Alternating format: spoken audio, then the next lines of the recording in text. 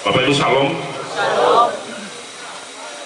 Firman Tuhan yang menjadi renungan kita hari ini terambil dari Markus pasal 2 ayat 1 sampai ayat 12. Markus pasal 2 ayat 1 sampai ayat ke-12. Saya mengajak kita membaca secara bergantian. Saya yang pertama, Bapak Ibu yang kedua. Kalau sudah ketemu katakan amin. Amin. Orang lumpuh disembuhkan. Kemudian sesudah lewat beberapa hari, waktu Yesus datang lagi ke Kapernaum, tersiarlah kabar bahwa ia ada di rumah.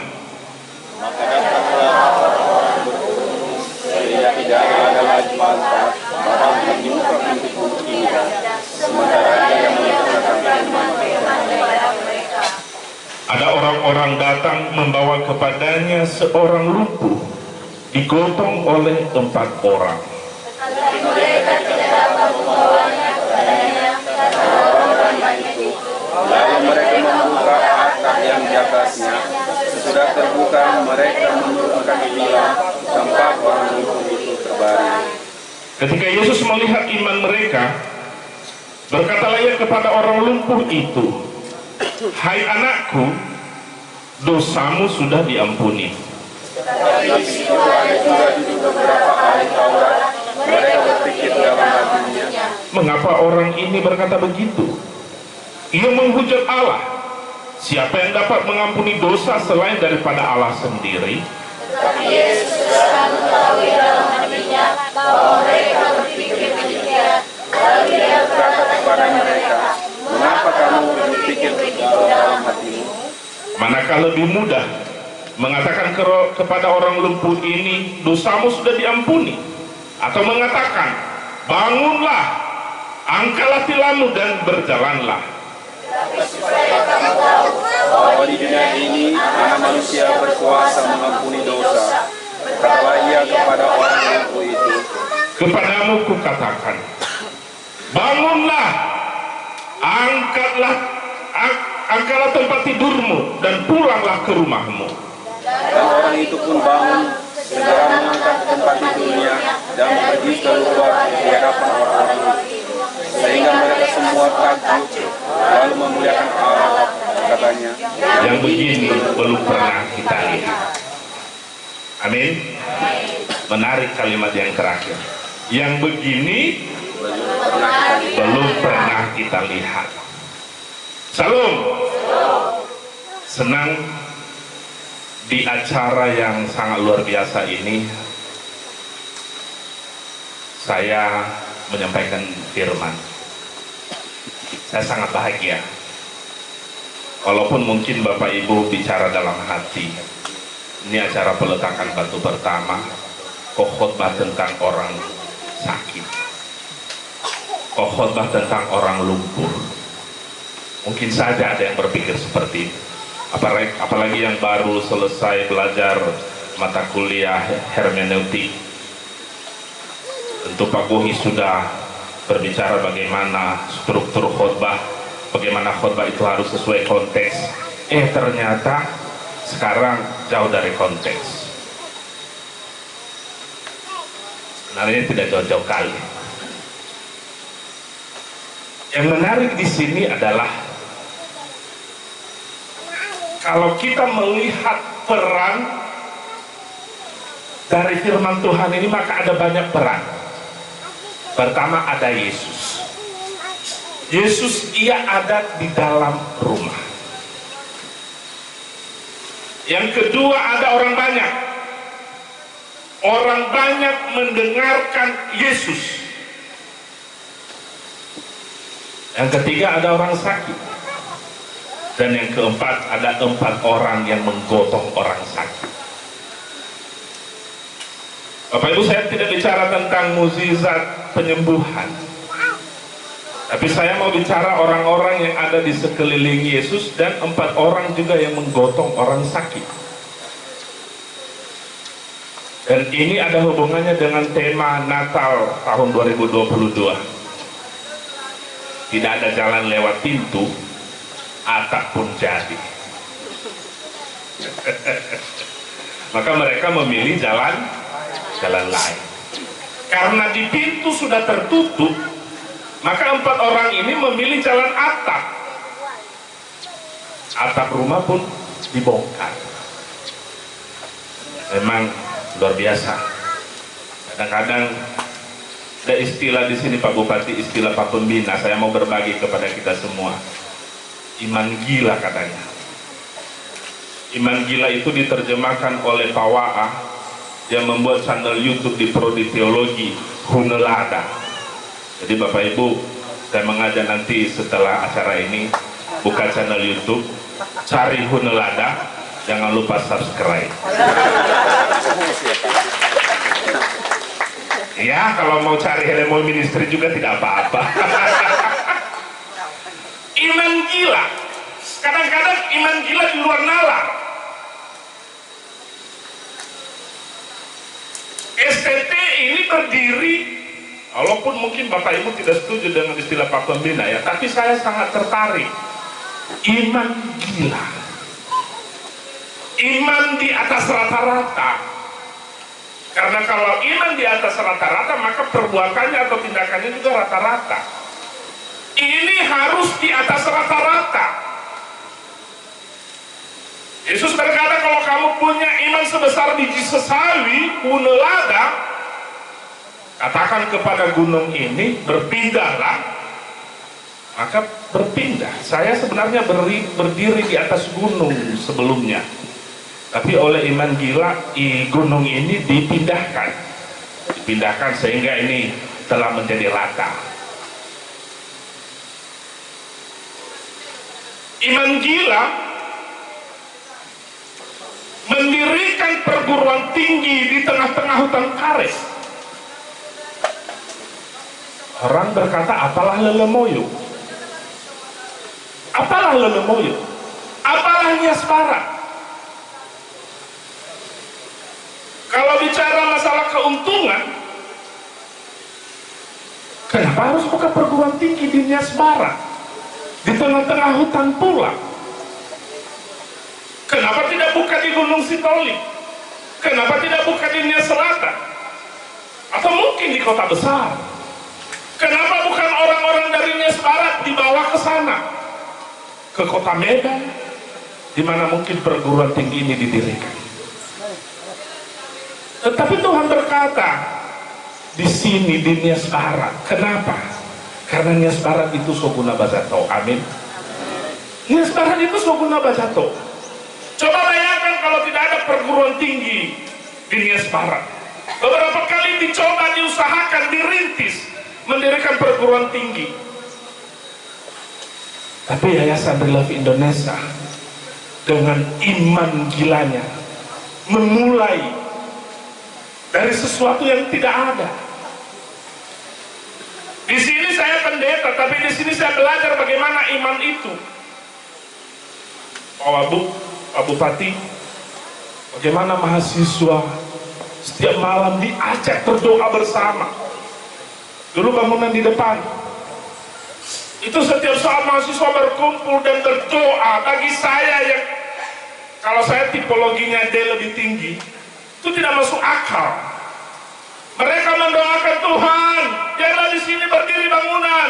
Tuhan, kami butuh atap. Semua mahasiswa berdoa di sana. Dan Tuhan dengan caranya yang luar biasa, dia kirimkan atap. Dia kirimkan bahan bangunan. Dan akhirnya bahan bangunan itu bisa dipakai. Coba bayangkan, kalau saat ini kita dapat bangunan di sini, di sana belum dipersiapkan, tentu dalam 1 tahun ini semua berantakan. Tapi Tuhan dengan caranya yang luar biasa, dia sudah mempersiapkan di sana. Kenapa? Karena di sini dia persiapkan yang lebih besar. Kadang kalau saya melihat Facebook bulan-bulan itu, bulan Juli atau bulan berapa itu ya, ketika Jokowi datang, satu hal yang sangat luar biasa, Ketika Jokowi datang, yang menarik mahasiswa-mahasiswa ikut serta menyambut. Coba bayangkan kalau tidak ada perguruan tinggi, tidak ada yang berjaket biru yang berjejer di jalan-jalan. Tepuk tangan tuh. Luar biasa. Artinya presiden melihat, oh iya ya, ternyata di Nias Barat ada perguruan tinggi. Mahasiswa kita dengan semangat Pak Bupati datang membawa surat di hadapan presiden. Pak Bupati juga dengan sigap sebelum sampai di depan presiden harus berhadapan dulu di hadapan bupatimu. Mana Junidien? Berdiri dulu. Mana Junidien? Sini dulu kau. Nah, ini Pak, pemain bola ini Pak. Makanya jangan Bapak heran kenapa ini cepat sekali. Ini dia, Junidien. Sudah bertobat. Sudah bertobat. Iya, ini mahasiswa kita yang salah satunya mengantar surat kepada Pak Presiden. Luar biasa.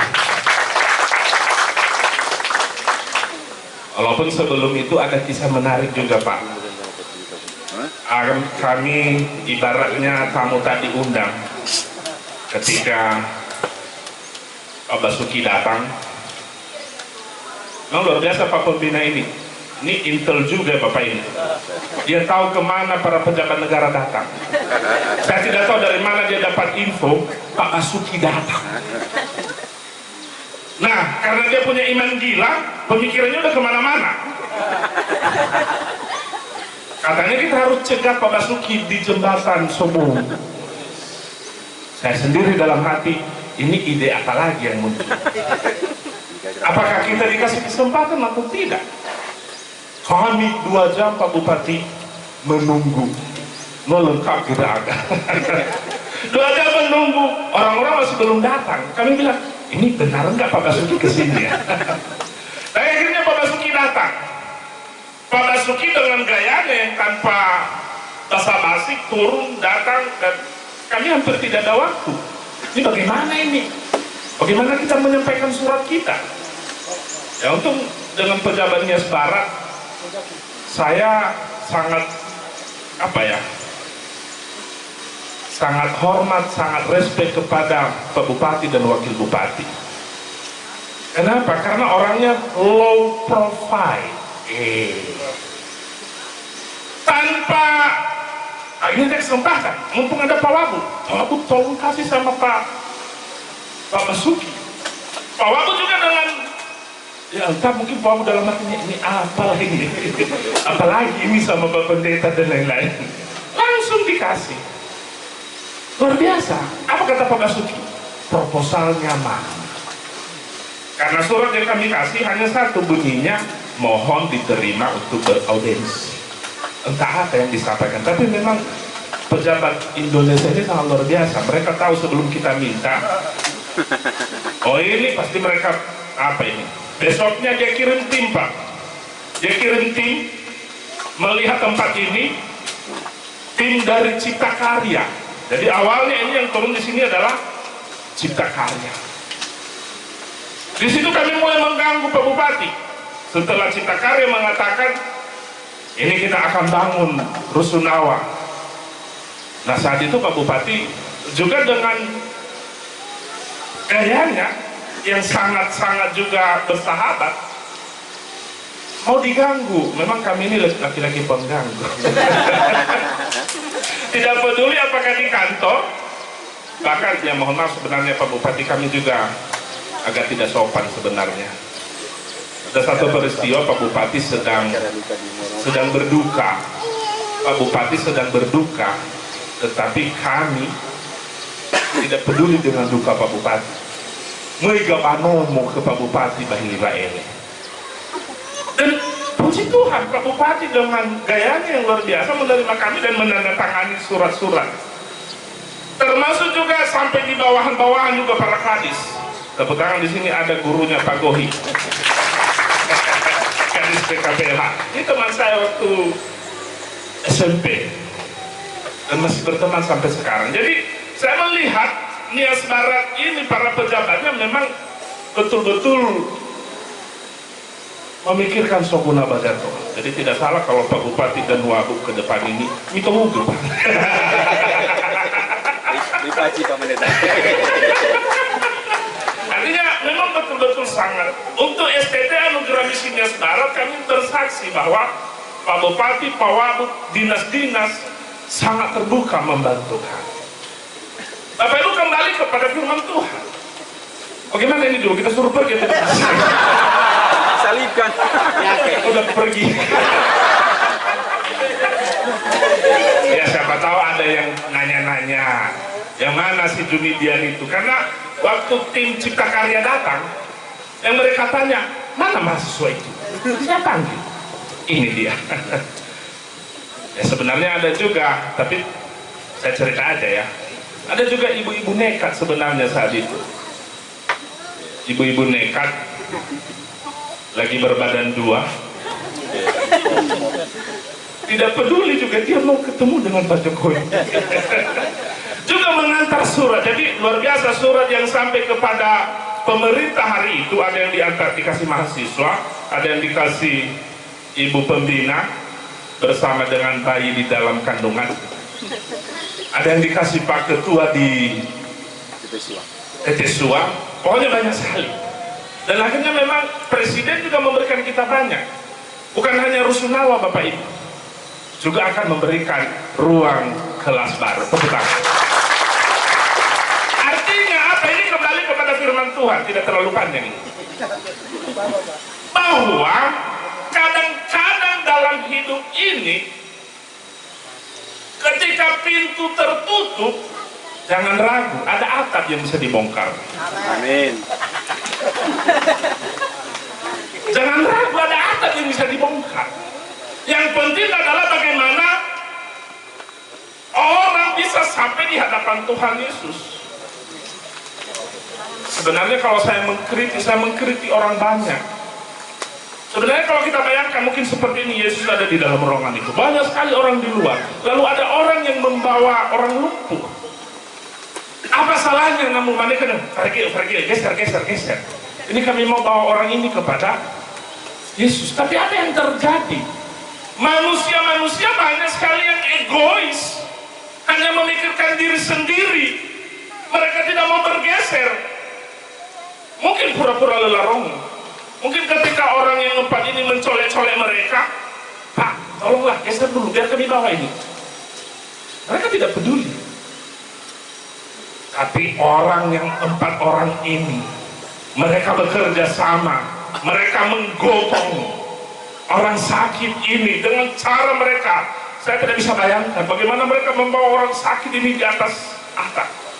Mereka membuka atap, mereka menurunkan orang sakit, dan orang sakit itu sampai di hadapan Yesus. Itulah iman gila. Orang sakit ini disembuhkan bukan karena imannya, tapi karena iman orang-orang yang menggotongnya. Saya percaya Nias Barat dengan label saat ini adalah berada di dalam wilayah kemiskinan ekstrim. Ketika kita semua bergotong royong, berpegangan tangan, Yayasan Relove Indonesia melalui STT Anugerah Misi ikut membangun Nias Barat melalui pendidikan. Amin. Ikut. Bahkan Pak Bupati hari mulai penerimaan mahasiswa tahun ini dengan sangat berat dan dengan iman kita mengambil keputusan tahun ini uang kuliah gratis. Tepuk tangan. Gratis. Kenapa? Karena kita percaya juga nanti pemerintah Nias Barat akan ikut ambil bagian. Amin. Terima kasih untuk beasiswa yang telah diberikan Pak Bupati dan Wakil Bupati. Kalau boleh tahun ini ditambah lagi. Karena sudah kami gratiskan, Pak. Iya, kami percaya. Ini yayasan dan STT mengambil keputusan untuk gratis bukan sudah ada biayanya, tidak. Tetapi kami percaya bahwa ada orang-orang yang ikut serta menggotong sehingga pendidikan di Nias Barat ini dapat terwujud.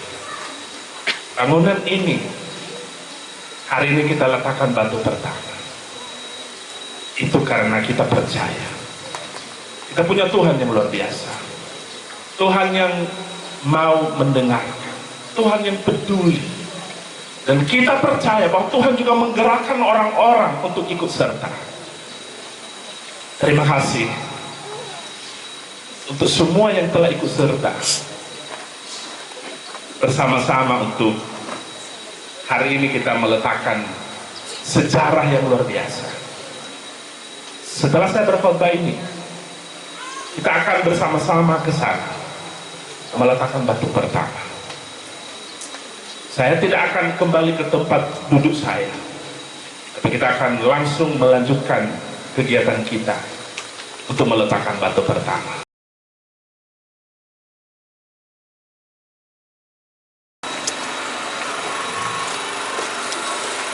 Sebagai hamba Tuhan Yesus Kristus, saya meletakkan batu pertama daripada bangunan ini di dalam nama Allah Bapa, di dalam nama anaknya Yesus Kristus, dan di dalam Roh Kudus, karena tidak ada nama lain selain daripada Yesus Kristus. Amin.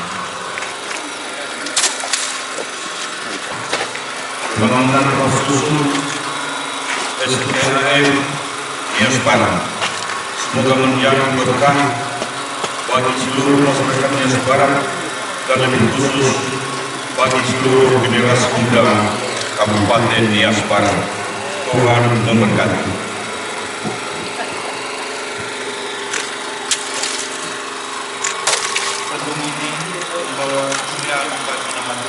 Amin.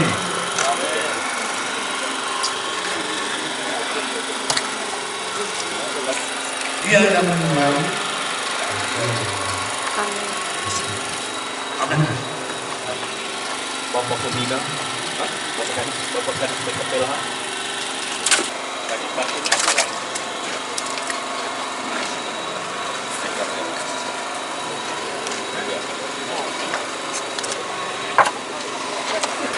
Saya bersyukur pada Tuhan Yesus karena utusan Tuhan. Dan ini bukan anugerah Tuhan kepada masyarakat Nias Barat untuk Nias. In this time now, we're emphasizing, we're declaring that the wise man built the house upon the rock, and the rock is you. Saya mewakili PT Bintang Lilin Perkasa, mewakili. Lihatlah kuasa Tuhan yang ajaib. Apa yang tidak mungkin bagi manusia, bagi Tuhan semua mungkin.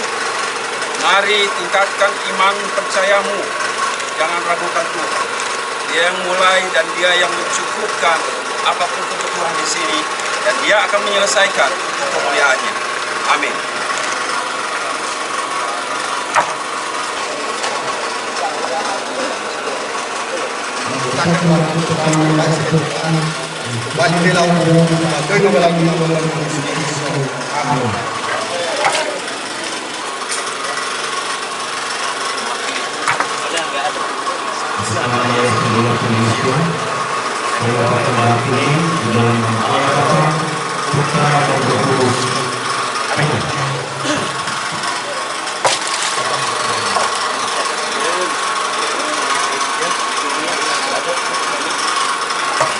Bila kebenaran yang terjadi dari sebagai atas SDAM Tuhan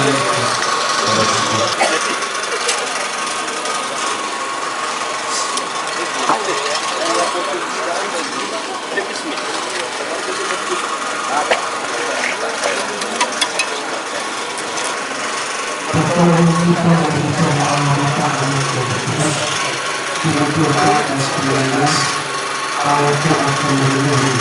Bang Odal.